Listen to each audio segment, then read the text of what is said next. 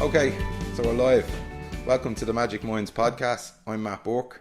Today I'm joined by two special guests, Claudia and Liz Scanlon. Girls, what's the crack? Hello. How are you? Thanks for coming on the podcast. Are you Thank super you. excited to join us here at the Magic Minds podcast? Definitely. Yay! Yay! Welcome to the hub. Guys, the reason I've asked the two girls on is because they're going to discuss EB. It's a rare skin disorder. EB stands for Watch Me Anatomy Physiology Epidermolysis Bullosa. Yay. Good job. Oh, check me out. Me anatomy and physiology lectures in college be proud of me. I was practicing that all day. No one gets that right. Oh, I've been practicing that for days. Jesus. Worked it. Woo! I'm real proud of myself. So Claudia has that rare disorder. She's going to talk to us today what it's like to live through that. And then also from Liz being our mum, so she's going to tell me what it's like as a family member. The girls are also part of an amazing charity called the Deborah Ireland charity. And they've raised tons and tons of money. There's tons of events going on. So we'll talk a little bit more about that as we go on. But I just want to educate my listeners on what it's like. So first of all, tell me, what is EB? You know, the butterfly syndrome. Tell us a little bit about that. Well, EB is a rare skin disorder that not many people have. It's very rare. Only about 300 kids in Ireland have it, and adults. It's where a child does not have collagen in their skin. So every human being should have 3 layers of skin: your dermis, your epidermis, and your collagen. Your collagen lists the other 2 skin layers together. Unfortunately, kids with EB do not have that. Which means it causes friction between the skin, which causes the skin to break down and cause blisters and wounds that are very painful for the children. Okay, and you just told me a few minutes ago you're not that good at science. You're pretty impressive with your dermatological information. I love it. Grow up with it, I guess. Listen, tell me, is there a treatment for it? You just said it's a lack of a certain gene with a collagen. Is there treatment? Is there any advances, or what's the crack with that? There's no cure at the moment in time, but there is definitely treatments that kids can have. There's creams out there, there's bandages that try to keep us at least comfortable. But unfortunately at the moment there's no cure. Wow, you'd think in the 21st century that there'd be something there, wouldn't you? Oh, I know. When you say there's only 300 people in Ireland with that condition? Yeah, it's very, very rare. And there was a lot of babies born this year and last year with EB. And there was 2 twins born. One was out and one with EB, which must be so hard for them, I guess. But they went home a package with a nurse who's on the road for them. How many hours did they get? 20 hours. 20 hours they got, which is brilliant, because when I went home as a baby, we got no hours, unfortunately. I actually read that, and I'm going to you're jumping well ahead. I read that and I was a little bit taken back that the amount of support that you didn't get back then. I read some of that, and we'll touch on that in a little bit later. From your point of view, Liz, how early on did you know that? EB can't be detected in the womb, so I had a perfectly normal pregnancy. I was 34 years of age. I had only got married. I had my whole life in front of me, you know, nothing, no genetic problems, nothing like that. And I had Claudia at 39 weeks. I can remember my last visit up to the Coombe and bouncing off the table after the scan and stuff, and the midwife saying to me, God, you're going to bounce back after this. And I was like, oh, happy days, bring it on. Had her the next week, and unfortunately she was a suspected case of EB. EB can't be, as I said, diagnosed in the womb before the birth. So she came out with 2 denuded areas, so she was missing skin off one of her toes and skin off her thumb, and they took her off me in the labour ward, and I wasn't really sure what was going on. I was fairly exhausted after the whole experience, I suppose. And then the next day I went up to intensive care where she was, and they said it was a suspected case of epidermolysis bullosa, and I didn't really know what they were talking about. Like, how bad can a skin condition be? Yeah. So I was kind of thinking dermatitis, eczema, you know, a few creams, few baths, maybe it'll be grand. It wasn't that. No, I didn't know it was going to be a lifelong debilitating condition, and it was going to change all our lives for forever and ever. So what was that like as a young mother? And I know I read reports or in interviews that there wasn't much support, there wasn't much funding for it. So what was that like for you? What do you do? Devastating, absolutely. You know, even as I'm sitting here, I'm after my stomach is after flipping, going back to that place again, you know, 14 and a half years ago.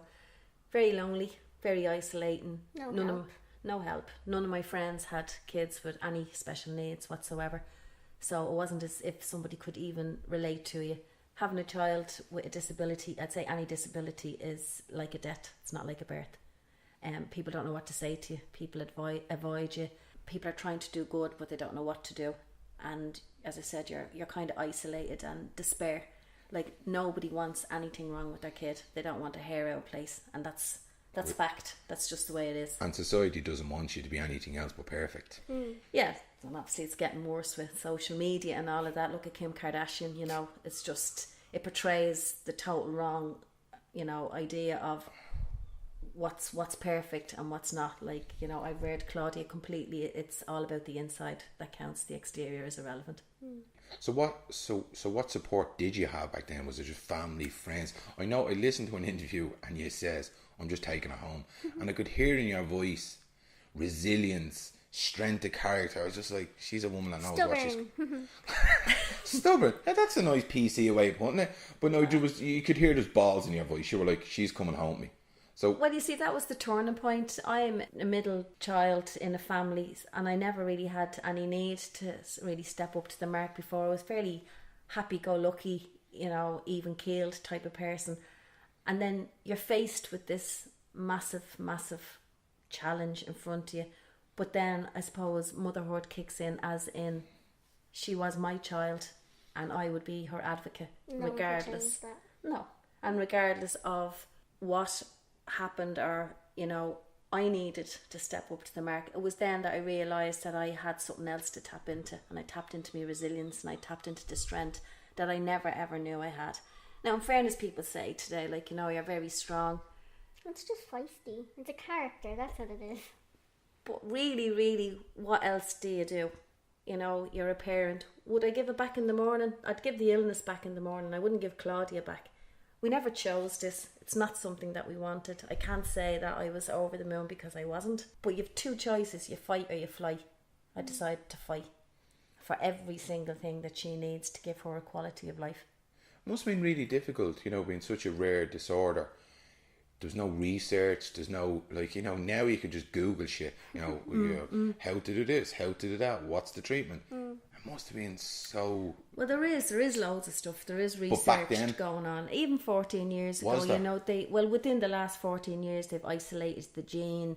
You know, the dressings have got a little bit better. You know, our government have acknowledged that this illness exists. It's a condition that exists, that people are suffering, and that us as parents, like, I'm not a nurse. I'm not a qualified physician. I walked out of that hospital with my baby in my arms and just was like, went home with a little bit acknowledged that I was after achieving within the 4 weeks. But after that, you're on your own.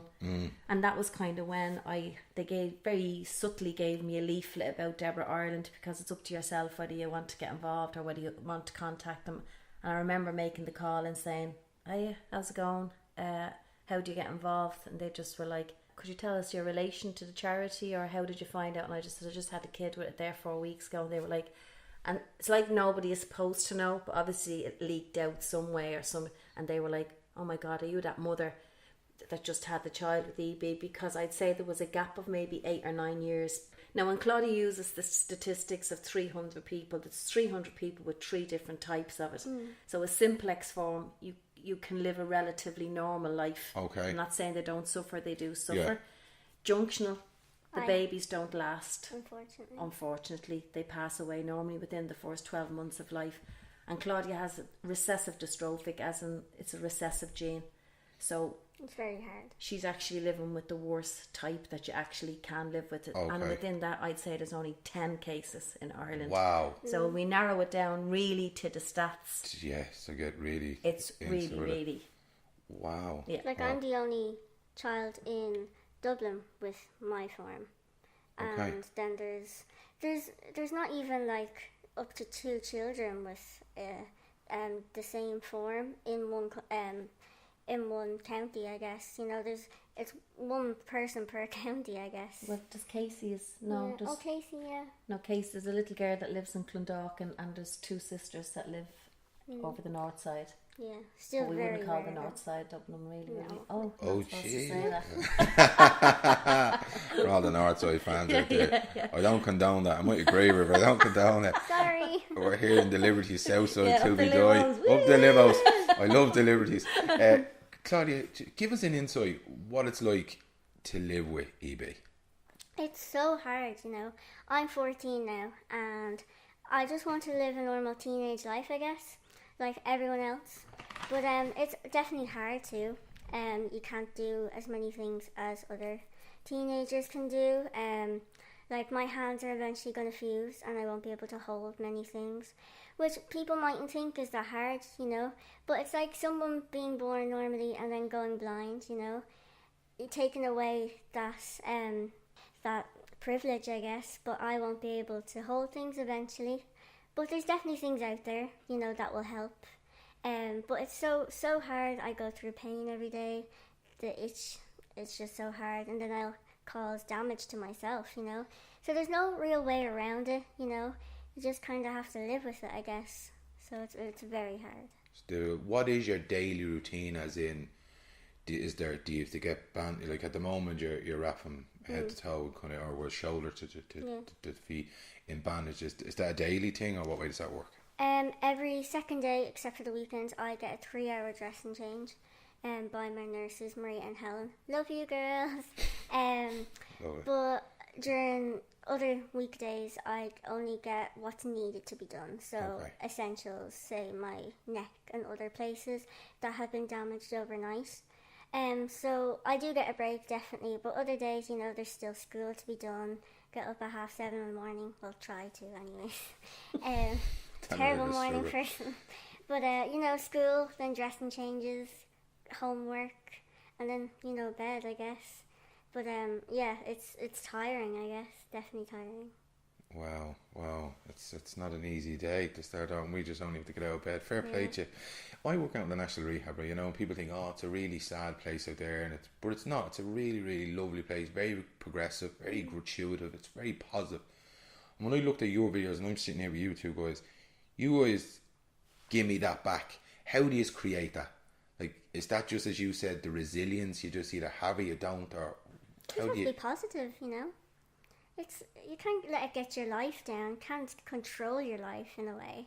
Like, I can't control my mom's life, can't control my life. In ways, it does stop me from things, but, like, you have to be positive and just deal with it. Again, if, you know, when I made that choice that I was going to give her the best that I had, 210% every day. And I feel I'm getting it back tenfold because I'm sitting looking at her. I'm admiring her. I see that. I just looked at you. You look like you're in awe. I am just going to say that I'm in awe of her. I am too. And you both come across. But to bring her to that place, she's in 2nd year in school. She did extremely well in her summer exams, considering all she has to go through. She's hitting every milestone spot on. She deals with people staring at her. She deals with people talking about her. That's the hardest thing for me. People not wanting to hang out with her. She deals with so much shit on a daily basis. It's absolutely horrendous. How she manages, how she copes, and I do hope that I have played a part in that, in having her back. I definitely believe that you're a product of your environment. Hopefully. Yeah, so if you turn out to be a hooligan, we know who to blame. We're over there. Here's a question for you, as a mum and as you as a child. What's the contact when you were a child? What was the minimal contact? You know, hugging, holding. What was that? Was that possible? That's a question I just thought of when I was looking at her. I didn't get to hold her when she was born, so I think there was a massive gap there. Yeah. Poor mom. So, again, first time mother, you're after going through that hours of labour or whatever, and you just feel you're going to get something at the end of it. Skin to skin contact, you know, they talk about it. What was that like for you as a mother? I don't remember a lot of it, I suppose, Right. really, because the first 4 years was really a blur. It's just like, get your head down. I'd say I was emotionally traumatised and everything else. But then I do remember the day of Connect. She had been shifted from the Coombe to Our Lady's Hospital, who have just given her tremendous care over the years. And I went up one day and they were after moving like a rocking chair, a proper nursing chair, into the room, and I sat and I took her out of the cot that she was in, and I used to hold her on a nest like a mattress upside down, because that's the way I could just handle her. So careful. And I just sang to her all day, every song I knew, one song after another, and just sat and rocked. And it was like that. I just looked at her, whatever, just a moment, and it was just like, doesn't matter, kiddo, I have you. That's fucking beautiful. Did you notice anything? Did you feel as you grown up, the contact? Were you aware that there couldn't be much contact? Did it affect you in any way? There's definitely leaflets and flyers out from Deborah Ireland saying, like, it's so hard to give your child a hug and that's all I want to do. Like, I know they're putting awareness out there, but I can definitely give my mum a hug. I can definitely have contact with people. I just have to be extremely careful. Like, really careful. Because the slightest touch can hurt me, Today we were in the shopping centre and I was coming through a changing room, and one of the doors opened on me, and like that banged my arm, and I probably will have a bruise tomorrow. Right. So you have to be so careful. If I fall, that's like my whole knees and feet gone, and it will take so many more weeks to heal that back up. When we talk about the physical side and the physical pain, but then there's also the emotional pain. What kind of support do you receive for that? Is that just from family or yourselves, or what do you do to support yourself around the emotional pain of it? I'd say, again, everyone is an individual in regards to how they cope with stuff. I don't really tap into a lot for it. Physical training is massive for me. I try and do an hour every day, and it's to get onto a few bags and do a bit of punching or whatever. Those endorphins work for me, and that has been, again, a journey. I can remember by the time Claudia was 4, from lack of support, I was on my hands and knees. I kind of thought that I was very resilient and that I could do this. There was nothing or nobody was getting in my way. And then when Claudia was much smaller, she started to fight me.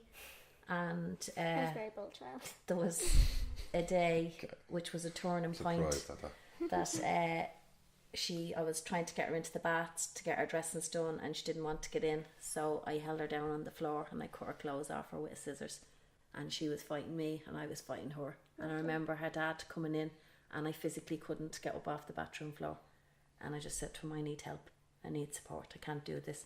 So I fought the government for 6 years, and I went through a process called the Independent Assessment of Needs. It was rolled out off the 2005 Disability Act, and it kind of was to see, was your child's needs who had the disability, were they being met? So it was agreed that mine wasn't being met, but due to financials, I suppose, within the government, they were saying that within my area, which was the Dublin 12 area at the time, that there wasn't enough resources there. So they were giving me the funding with one hand, but they didn't have the resources. Yeah. So this went on and on and on, and I went through a process just before I went to the High Court. I said, I'm taking it all the way. I'll go all the way through this process because I won't see her through the end of this. I knew I had nothing left in the tank. Physically, mentally, spiritual, I was on my hands and knees. It wasn't fair on you being on your own then. Absolutely. I read a beautiful quote, actually, what you said. It was very, very touching. You said that a mother shouldn't be inflicting pain on their daughter, on their child. They should be giving them love and care. Yeah. But the fact that I was like, wow, I could vision it, you having the fight around, but yet you were doing the best for her. But there should have been nurses. There was no support, no service, no funding. What was that like? That must have been killer. I'd say that's where the trauma kicked in. I used to just have to go up into my head. It's like a switch off. So the dressings, I'd start our dressings and I'd have to go into this place that I didn't want to go into and switch off. So you're detached from yourself. Hold it. And then at the end of it, she'd be sobbing and I'd have hurt her and I'd have injured her during the full dressing change and everything. And then I'd keep it together and I'd think I was okay, and then I'd go off somewhere and just bawl my eyes out. Okay. And not expose my child to it. Of course. Because you had to play two roles. I didn't want to put guilt on her because it wasn't her fault what we were after going through. Of course. But like within that room, we would have gone through about 10 different emotions: anger, hurt, pain, happiness, sadness. It was just like, and then you'd come out and it'd be just like I actually can remember going to my doctor one time with Claudia, and I just said to him that I had a ringing in my ears from her screaming one day, and he said it to me. No, it was post-traumatic stress, he said. Right. And I said, do soldiers not only get that? And he said, have you not just been through the wars, Liz? And I said, I have. Jesus, that's very descriptive, isn't it? Whereas, I'm sure then Deborah Orland played a huge role for support around that then, if you did it. They did over the years. It was like, how could I turn a positive slant on it? So by me tapping into it and doing whatever I could, number one, to create awareness, and number two, to feel I was giving something back, and to make sure that if we got support for the next generation of kids, and if we moved things along, that no other family would ever have to go through what we went through, and not to feel on your own, and not to feel isolated, and just for someone just to have your back through all of this. There's a sense of community there. There is a sense of community, but there's also a sense of, I'm turning something really, really bad into something good, or be able to give something back in some way. Yeah. Wow. What was it like then for yourself and Gary, to realise you both had this recessive gene, and it was chances, I read it there, you'd done it once in a million or a billion that you'd even come together, have a kid, and then both have the same gene. What was that like as parents, just on its own? Do you know, it's mad. Obviously, I've thought about it in the early years or whatever. Nothing you could have done about There's it. nothing we could have done. Did you accept that back then? I did. Two people from the Dublin area meeting each other. How mad is that? Fella that I grew up with from down the road. How mad is that? You married your best friend, I heard you say. It was lovely. Yeah, and then we get together and we think we're at the happiest part in our whole life, and then our whole world is turned upside down. No, I never questioned, we never blamed each other. And I think that really, really stood. It's nobody's fault. Brilliant. You couldn't have done anything about it. No, it's no one's genes' fault or anything. I actually thought there was something a little bit romantic about meeting someone that had the exact same faulty gene as you in a warped type of way. I was like, how mad is that? But it happened, and it was what it was. But it changed our lives and our marriage and our relationship forever. And don't get me wrong, we're not Love's Young Dream, and we're not Romeo and Juliet. We have had a tough, damn tough, and we've hit so many walls. But we always go back to where we started from. We got with each other because we loved with each other. We created a child out of love. Would I change that? No, I wouldn't. Not in a heartbeat. That's amazing. So, you've come to the age now that you're a teenager. Oh, scary stuff. So what's life like as a teenager now with EB? It's so damn hard. Because you just want to be a teenager. You don't care about the EB. I just want to be normal. You are normal. Thank you very much. But you definitely do see there's things that other kids have that you don't, or that I have that other kids don't. Like my hands will fuse. They don't look like me. They're not wrapped in bandages. They can go on the bus, go wherever they want. I can't do that in case I fall. In case I hurt myself, But I have hit milestones, as my mom says. I've gotten to go on the bus with my friends and stuff like that. Just try to grow up, and be a normal teenager, I guess. It's just so hard and people staring at you. And I feel sorry for my friends when, they come out with me.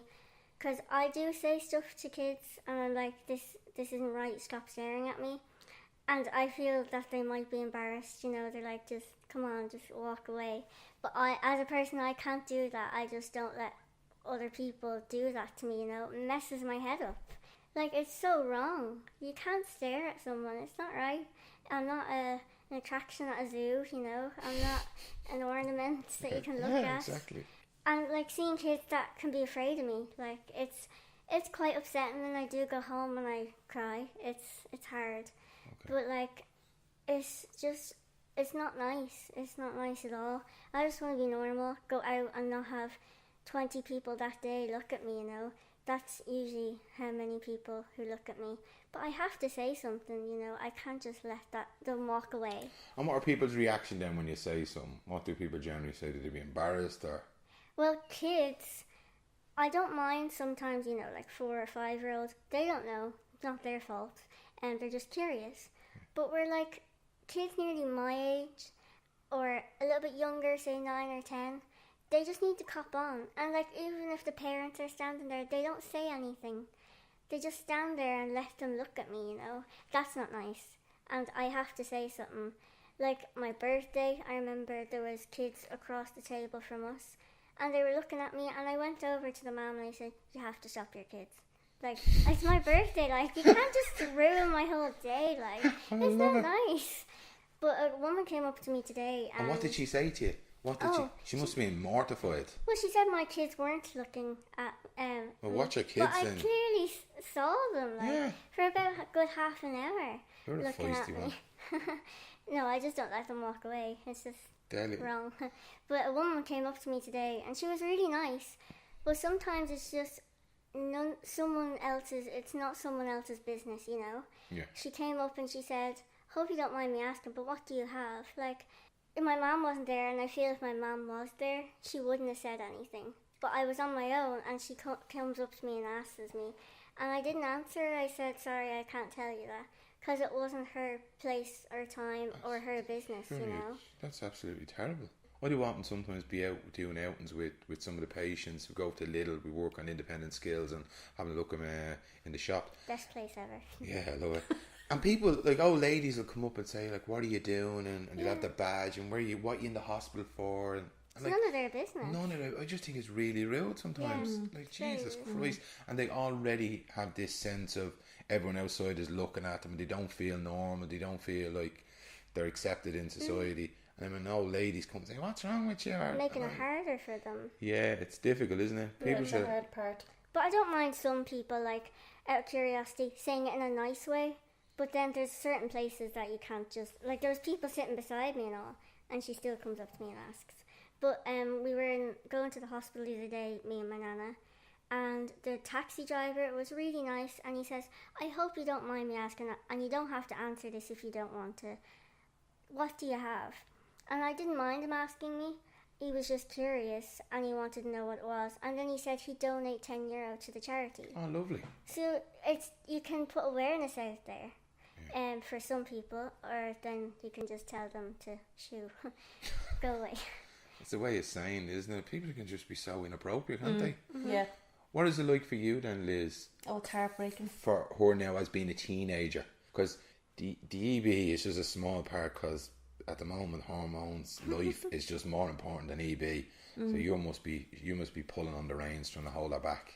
Are you? It's heartbreaking because I can see the girl without the EB and where she would have soared to. I'm not saying that she hasn't soared to those heights, but obviously she's held back. And I can remember, like yesterday, being 14, so I know what it's like to be a girl of 14. Fancying the blokes, checking the blokes out, dying to do stuff, think you'll never get to your first disco, all that type of stuff. And she's no different to anybody else. The feelings, the emotions are all the same, but she's held back, and society holds her back, the way she's treated within society. And that's massive as well.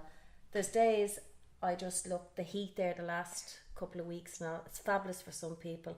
It's an absolute nightmare for Claudia. It's everything. So bad. The heat, and she just is so warm, and she's sitting in front of a fan, and we're limited to what we can do, and we're always thinking outside the box what we can do, not about what you can't do. 7 layers on me, like. She has an extra 7 layers on top of her skin, so you can imagine. And she can't strip off. She doesn't get to go to the beach. She doesn't get to go in swimming and things. We never do 2 weeks in Spain. Our whole lives is completely different. Every aspect of our life is affected by EB, and EB dictates what we can and we can't do. I used to say, I'll never allow it take control. But it does without you even knowing. It is in control. The disease is way too powerful, and it's much. So I had to give in to that many years ago and say, okay, this is what it is, but let's see what we can do. But there is choices within it. Yeah. Yeah. And that works for us, Bear. And I guess make it easier, simplify it, things that I can't do, and change it, I guess. Yeah. But it's I feel for her every single day, but sometimes I can't let that pain come all the way in. You know, I wouldn't get out of the bed in the morning. I'd be going around devastated all the time. Yeah. It's like, I gotta keep going. I got it for her. I got it for Gary. You know, you just gotta do what you gotta do. I think you made a really great shout there. You can see the person outside the disability. And where I work, I see that in people. And I just wish people could see that. Like, people think that their brain injury or their EB or whatever supersedes them. And they're different. But I don't see it. I just see the person. Even when they were rehabilitating, I says, I can see where you're going. I could see. I just wish society could see that. I was talking to Eileen Flynn today about this. We're not in a quality state. People are not fair. They just, we bang on about equality and doing the right thing, but people are just not. It's all bullshit sometimes, isn't it? I just think people are just still very in much an caught up in their ignorance. own lives. And I used to get angry with that when I first had a baby that was very small, and I'd go out and I'd maybe try and talk about it in company and all, and then I felt like I was becoming this woman that was banging on about EB all the time. You know, it's kind of your own fight, your own struggle, and people are like, oh God, that's terrible and all that. But really, are they getting on with their own life? They are. And I can't be angry with that, and I shouldn't be angry about that. You know, yes, there's a selfishness to it, but I think everyone is just trying to get through their own stuff. Absolutely. On a daily basis, and everyone has their own stuff going on. So again, if I was to get angry, I wouldn't have a friend left.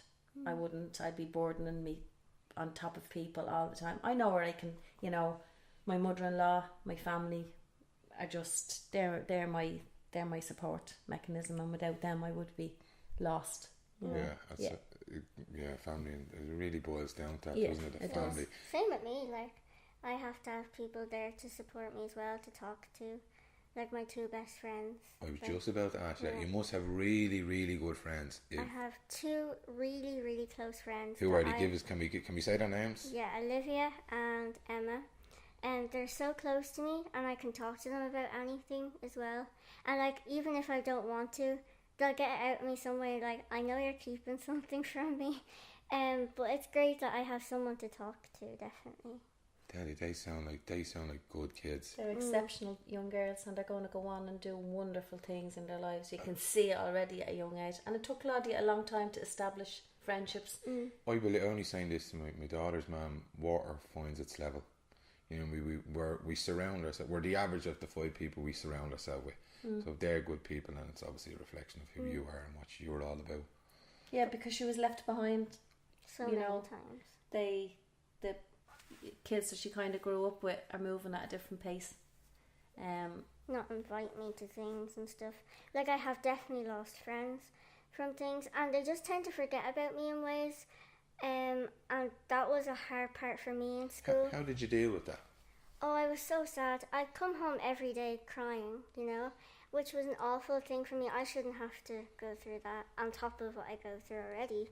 Like 5th class, 6th class they were very hard years for me, and first year was just horrendous. Okay. It was so bad. It was just shit. Like, it was so bad. My school was awful, because no one was inviting me to things. And like in first year, a lot of kids go to discos and stuff. I wasn't being invited to that. But second year I found was a great year. My schoolwork was going great. I had found 2 great friends. S&As were brilliant, and my social life was better, I guess. And Social life, yeah, I love it. like I had Social life. no one. And then like my education is doing much better as well. What got you to the 4th year then? Like, did you just head down, just grind? Yeah, nothing got me through it, I guess. You just had to deal with it. Yeah. So like, and that's what I say to people, it just, it passed, you just went through it, and then the year picked up then the year later. Yeah, I didn't have anyone or anything to get, except for my mum and dad. But no one else was there for me, you know. I had no friends in first year. People forgot about me from 6th class, you know. And they don't mean to do it sometimes, but then there's just rude people, I guess. And I know they don't mean to do it. And that's hard to accept, but like, they still do it. They still exclude me from things. They don't invite me to things. It's very hard. Yeah, humans can just be mean sometimes. Some of them are a little bit embarrassed, Pure you know. I think it's age that the maturity is not there to understand. Yeah, I think you're right, but I think we could treat that problem beforehand if we done emotional intelligence in school in junior infants. If you talk kids about emotion, you talk kids about, you know, manners, having always you're always having manners. Definitely. You know, rather than giving them And your religion mouth books. having manners. What? Mouth having manners as well. Yeah, I think, you know, social emotional intelligence from primary, I think kids would understand. Yeah. You know, and I suppose it's parenthood as I think well. that should be enrolled in schools, definitely. Absolutely, and you know, I think it reduced suicide. I think it reduced mental health problems. Kids can actually talk. Yeah, I think kids would talk about their feelings, and you talk what is it like for Claudia having a condition like that? What is it like for them? And they wouldn't probably be so mean. So I think school have a little to answer. 14, most girls are doing their own thing, pulling away from mammy. You guys seem to be really close. Yeah, we have a great bond. We have. It's amazing. I feel And I was your only child as well, so. she is my only child, but I feel she's cut out of me. I feel Mini you. She's just feisty. it's like I can feel a draw to her. No, I don't know whether it's from, you can imagine her dressings and her wounds are so invasive. You're invading her body all the time. So I suppose I was invading her body from a very early year I didn't have that skin to skin contact. I had a different type of stuff that I was going through with her. Yeah. It's good you don't have to do that anymore. It's amazing. It's transformed my life, I have to say. Thanks But to Maria and Helen. the girls, yeah. But let's hear it for the girls. Who are the girls? They're your nurses. My lovely nurses, they do so much for me. They're amazing. They They give changed my our mum a lives. break and- Yeah. Like Maria has gone to New York and Berlin with us to help my mum out. It's just brilliant what they Comes do on for holidays us. and that was, if we want to take a break now, I've started to tap into, instead of me going and the holiday not being a holiday, because I'm trying to manage on my own and travel with all her medication and all that type of stuff and all the Just a bit of a bandages and hand. everything that comes with it. Again, I've learned over that I can't do this on my own. I No, need definitely support. not. Everyone needs a helping Yeah. hand. But she's definitely, I would say that she's part of my heart, and that when she was born, my heart was broke.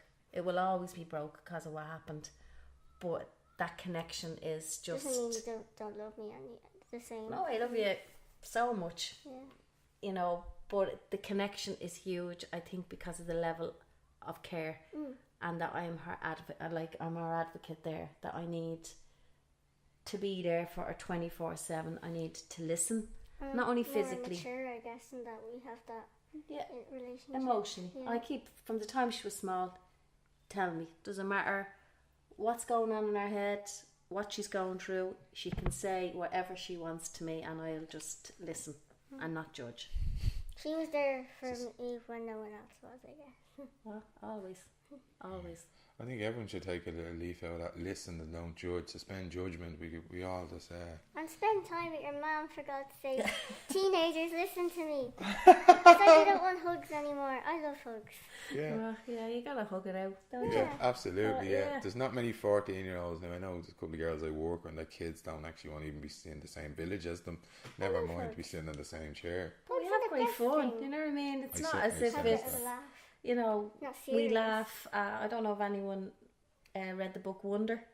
Oh, I hate It's that book. it's Sorry. a brilliant book. It was on the syllabus in 6th I hope class the and author's in not first listening year. to this. The only books I remember is Anne and Barty. Do you know Anne and Barty? No, sorry. I heard there's actually a Barty and John now. That's how equality's going. Oh, I heard someone Yeah. picked up on it. Yeah. No, But I don't know if it's Barty and John. It's Barty and something. I Tell was me who Moira Barry and is. Sean, so way too. I'd say it was a different decade to you. Yeah. But it's a brilliant book, and in the first chapter it explains the boy has a facial disfigurement and he goes around with a helmet on, and him and his mum have this laugh. But the way it's written in the first There's a chapter, film out, isn't there, about it that? is, yeah, Oh, but yeah. it's a Brilliant book. film. The advice from the But book. you're not mad about the book, though. No, but I think the film definitely does show what actually goes on for kids with disabilities. I think it's a very touching movie, and if someone goes to see it, they might actually learn something for once about like disabilities and stuff. It's very sad, but like it's a great movie. I have to say, when it comes to disabilities, I work in an area of disabilities, but I live in a bubble. I didn't realise how difficult it was for people out there. like I've done interviews over the last couple of weeks, and I can't get over the things that people have said. Like just recently, a girl, she went to an airport, and she's a card holder, you know, like a platinum card holder. And they were doing a survey, and they actually didn't give her one. She's like, "Sorry, can I have one of those?" And she was like, "Oh, sorry, we don't really count people in wheelchairs as passengers." Right. This was a huge airline. I'm not sure it was Ryanair or Aer Lingus, but that's what's going on out there. That's ridiculous. Yeah, you have to fight for every. You have to fight. How bullshit is that? You have to fight. It should be a God-given right for everything. And I mean, nothing comes easy. No, every time I'm finished a battle over something, and I say, "Wow, we'll never touch that again. That's done, dusted." And then the next day comes. And then it's like some other challenge. Like every year brings a different challenge, you know. And we, but again, you either go after it or you don't. Yeah, no, it's not in you to give up. Big shout out to those nurses though. It's the job they do. They go beyond it, don't they? Oh, definitely. It's a calling. Some of the nurses in my place now are just, and the same with the HCAs. Like I talk to the patient, they just amazing. They go above and beyond. Someone said, like the patient I talked to, you know, without the HCAs, I don't know how to get through some of my days. And like you're saying, you bring them on holidays. They go above and beyond what's in the job description. Like Helen's been with me since I was 3 years of age, which is crazy. Part of the family, nearly. Like, yeah. Both of them are just so, like, they're definitely part of the family. They're in our home, 3 days a week. Wow. You know. I can tell them anything, you know. They're always there for me as well. Yeah. They're my friends as well. Definitely. So, Claudia, what's the future hold? What's the plan of action? Who knows? I don't know at the moment, but I'd love to be a makeup artist. If I got a job, definitely. That's what I want to be. That's what I want to study in college. Who's your makeup artist inspiration? Who are the people you check out on? I don't really have one. I'm kind of self-taught, so I learned myself, I guess. Really? So I do obviously watch them do makeup, but I'm definitely self-taught. I consider myself self-taught. So you're hoping to go to college, do some makeup. Deadly. And that's like another part that another thing that I can be normal about, a normal teenager about. Like teenagers love clothes and makeup. At least I can do that, you know. Makeup brushes are relatively small, so I'll still hopefully be able to hold them when my hands fuse, you know. Okay. Which is great. At least I can see that ahead, I guess. Liz, you've been doing adventures for Deborah Ireland. What's on the cards? What's happening? Give us the lowdown. God only knows. But this year alone, I suppose, was the mini marathon. I trekked the Arctic for 5 days. I trekked the Kerry Mountains for another 3 days. Just keep in mind, Mum doesn't like snow. Well, I don't like climbing. I don't like snow. I don't like all those things. But she still goes to these things. What a woman! I do them. Whatever comes along. Like with Deborah Ireland, it's like depending on what corporates take us on board or what brainchild the marketing department comes up with is what lies ahead. I will continue to be heavily involved. I am the parent ambassador for the charity. Amazing. And I have my finger on what's happening all over the world in regards to EB. I'm not a fool. I think we're very much a realist. There probably won't be a cure in Claudia's lifetime. And but that's maybe fact. For someone else's life. But I do believe maybe in the next generation. We're moving mountains. We're changing amazing things. What are some of the things, some of the adventures you went on? This is a bit quickly. I know you done did you go to the Antarctic or the Arctic? Arctic. Trekked to the Arctic so it was the brainchild was a lady called Judith Gillespie looks after kind of marketing in Deborah Ireland. Keeping in mind Deborah Ireland has become now a machine in comparison to a few parents sitting around brainstorming at a table. Yeah. That's the way it's moved. How much money have you raised to date? Or? Well, we raised, for the Arctic alone, we raised 150,000. Brilliant. That was, and again, private donations and corporate donations. Corporates are obviously the biggie, you know, but again, people in the Liberties alone, like quizzes and stuff that I've ran, you know, I've just got tremendous support. The community up the libos, of course, always, you know, they kind of everyone took Claudia to their heart, you know, my family, just amazing connections, really, you know, that inner city community that has never died. It can't be. This is my favourite place in the world. Yeah, but no, as I said, it was 20 women. So they kind of went after, again, corporate women. And it was women empowering women. And very much based on mothers of children with EB, the resilience. And if you could get behind them and what it's, so when you were trekking up that mountain or when you were struggling, You know what it feels like. that you just dug your heels and thought about the kids and thought about the mothers that we're dealing with, and that was kind of where it came from. So we went and we spoke at an event last year, and I spoke at it, and the patient ambassador, who's the oldest person in Ireland that has EB, Emma Fogarty is her name, 33 years of age, an amazing inspirational lady. Claudia is like a mini version of her. I've seen pictures on Facebook. Yeah, she's just phenomenal. And she spoke, Judith got up and spoke, and the adventure guy got up and spoke, and we sold 18 places on the night, which was tremendous. Savage. And this year I did it. Then we trained hard then throughout the year, and then we went Paddy's weekend over for 5 days, and we lived out in the outback of the Arctic, no running water, no toilets, slept in the frozen temperatures, Hung out with polar bears and penguins. and learned how to cross country ski, and learned how to snow trek, and Mom doesn't like snow. we did it. It was choice. just, I know. it was one of the most Inspirational things I've ever done. I was bawling at the top of that mountain. Oh yeah. Oh, stop. It was like 2 fingers to everything that had happened.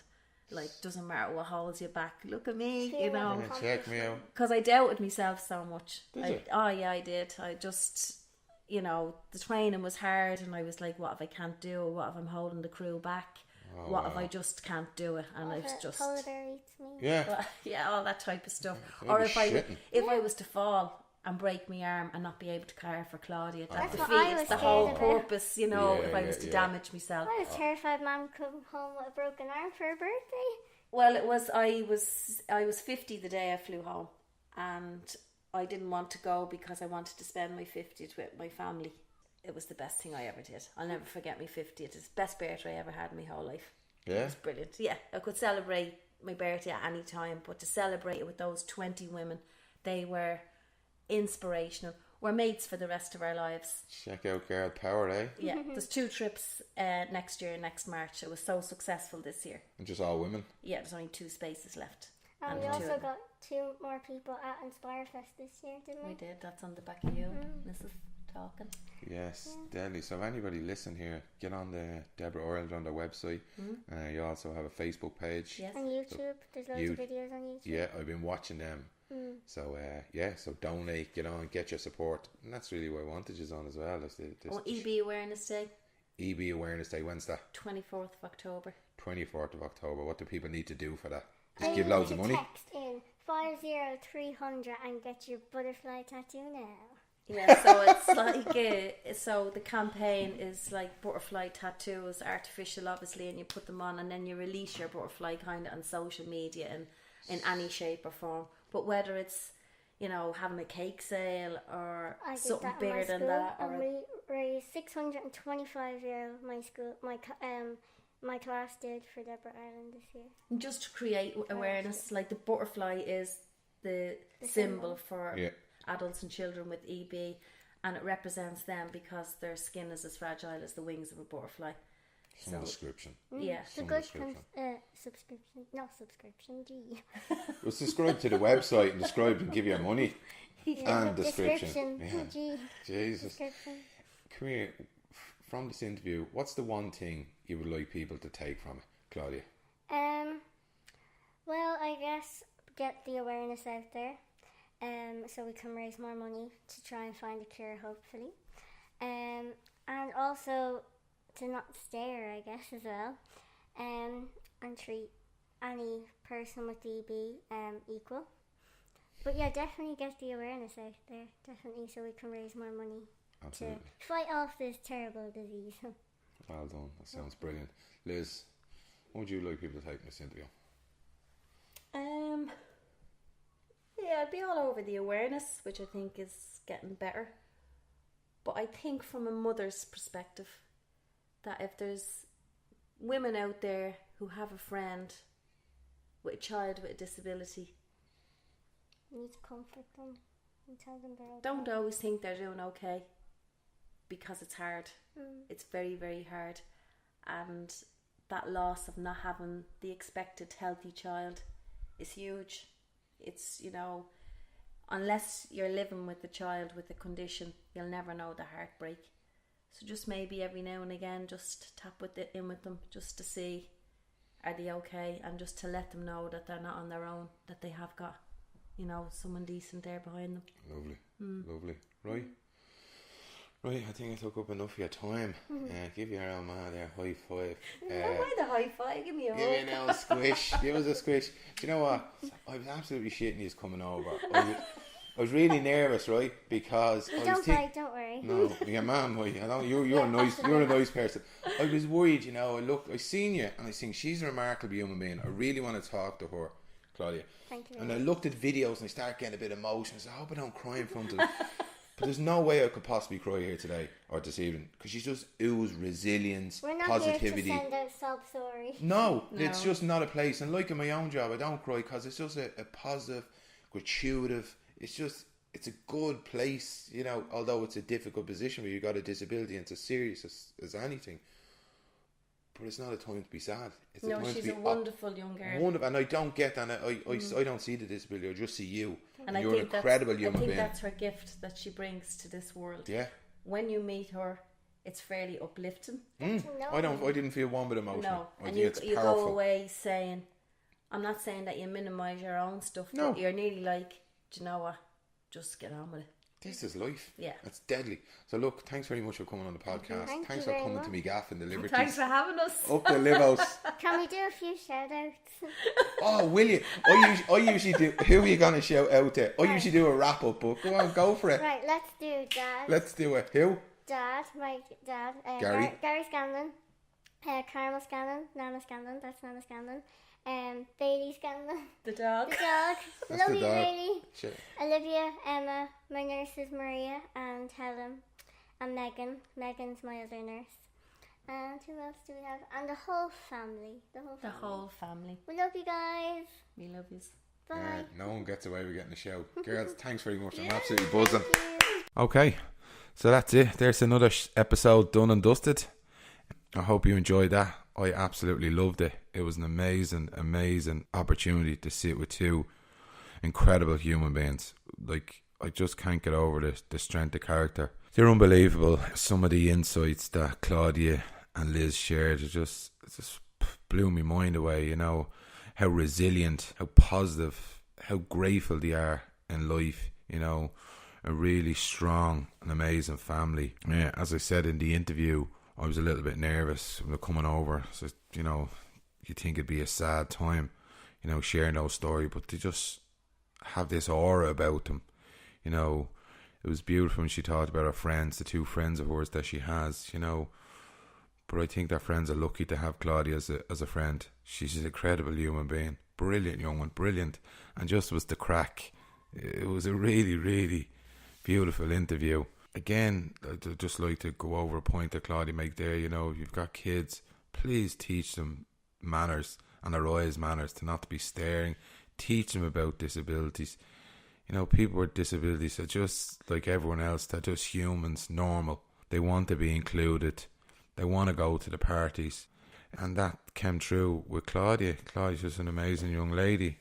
So I was absolutely delighted to get them over and do that interview. If anybody's interested in doing some charity work, get involved with Deborah Ireland. Donate some money. Get involved in some of the events that they're doing, or maybe organise some events in your own area and donate the proceedings to Deborah Ireland, because according to Liz, it's really, really a smooth operator now.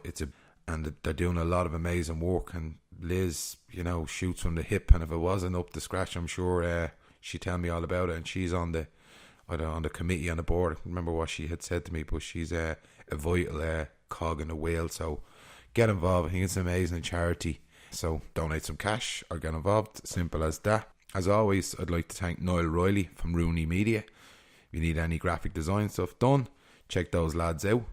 Also, my old pal Carolyn Harvey from ISA Nutrition. If you're interested in losing weight, putting on some muscle, just managing your health, or you've got a condition that nutrition might help with, give ISA a shout. They're brilliant. She's brilliant. She's a long time in the game and she knows her stuff and she's great with people. So I'd ask you to check those out. Also, guys, I'd like to shout out to me 2 new team members, Derek McDonnell and Aaron Keogh. Aaron is involved in the media and the promotion of the podcast, so he's going to get it out there in the social media for me on Facebook, Instagram, Twitter. Just keep pumping the stories out there. We want to spread that word. Derek is working on the sound production, so I'm delighted to have the 2 lads on board. I really think the show is just going to sound better and it's just going to be just more quality and professional. You know, there's no point in getting amazing people in if the show sounds a bit shoddy, and the 2 lads after coming on board are really after adding to the quality of show, and I'm delighted to be working with them. They're sound professionals.